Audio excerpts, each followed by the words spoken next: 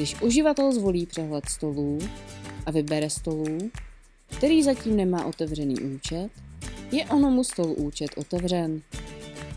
Mimo běžných tlačítek, která se objevují na každé účtence nebo faktuře, se nyní objevují následující tlačítka, která se zobrazují pouze, pokud je pracováno se stoly.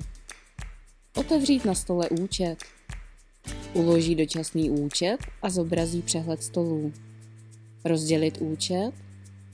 Zahájí rozdělování účtu, které je vysvětleno jinde. Odstranit účet ze stolu. Úplně odstranit celý otevřený účet u stolu.